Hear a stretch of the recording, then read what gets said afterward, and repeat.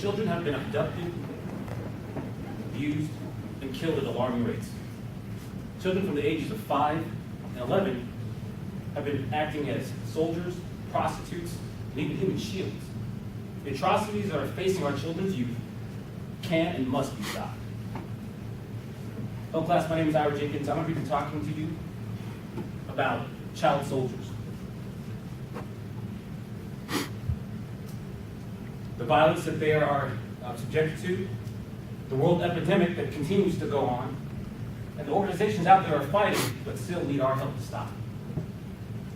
There are 300,000 child soldiers in over 20 different countries today.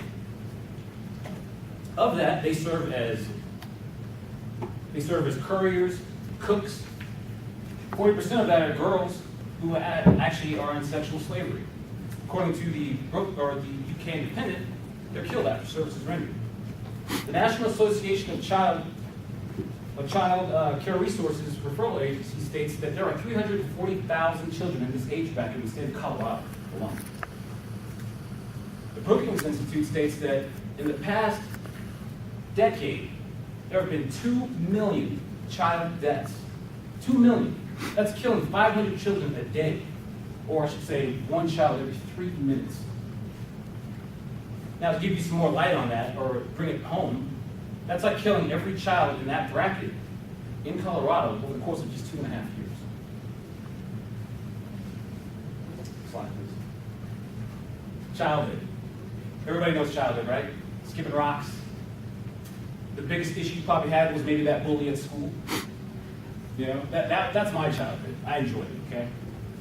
Now, children of the Sudan or the Democratic Republic of Congo, they have different issues. Slide. These children have been taken from their homes, introduced to indoctrination through violence and socialization. These kids have gone through the worst of the worst.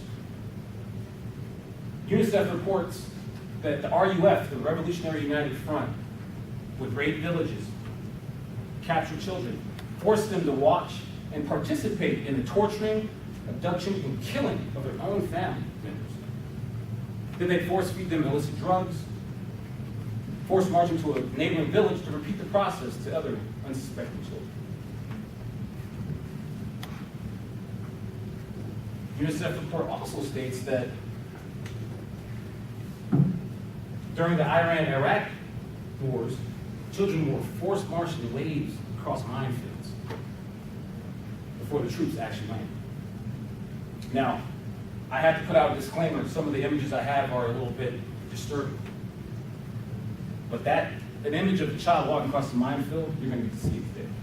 Next slide.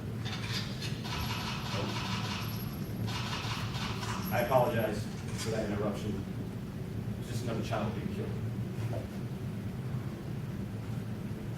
Children ages 5 to 11 in conflict regions will experience more violence than an adult will their entire life in the U.S. All right. Next slide, please. This is the world epidemic I'm speaking of. Everything in red, everything in pink. These are these conflict regions. These are these areas where children are being exposed and being forced to fight and do things that grown men should not do, let alone children. According to warchild.org, 2.7 million children have died in the Democratic Republic of Congo over their long-standing civil conflict. In some cases, though, this is crazy, the military is the best option. In Myanmar, children are given to the rebel Karen army because they'll get 2 square meals and clothing. Okay, so what does that tell you? That tells you that poverty is the biggest push for all this. And if you notice on this, these are all third world countries exploiting children. Next slide, please. Organizations. There are a multitude of organizations out there that are trying to fight this. These are just a handful of organizations that I've looked at and have found that seem to be the most legit. You can go online and you can find just about a multitude out there that want to do what they can to protect our children, our youth. The Child Soldier International was founded in 1998. They teamed with the International Save the Children organization, along with the Ctu Service and the Quaker United Nations office. Okay? Their tactics are simple, real simple.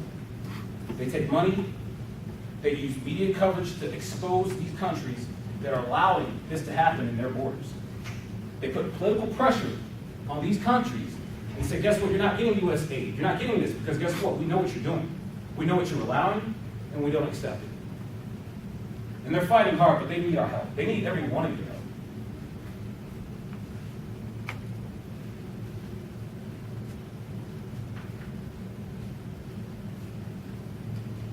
One of the previous slides on there was the kids being injured.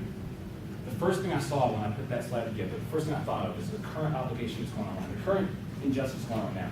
Syrian kids being laid down on hospital floors. When I saw that, these kids are my age, became gassed. It enraged me instantly. I want to get involved. But the idea that kids are being abused in such a manner is ridiculous. My kids are the age of these kids. And I could not accept it. So I call you to action. You see the website up here. Jot it down. www.hrw.org. Human Rights Watch. Go to the donations tab. 5 to 1,000. Wide range, or other, depending on what you want to give. Okay? It's tax deductible, monetary. It's not an everyday kind of thing. You donate what you want. It's tax deductible, like I said. But this helps expose, helps fight those individuals. It gives a voice to those that don't have one. In summary, we talked about the violent acts.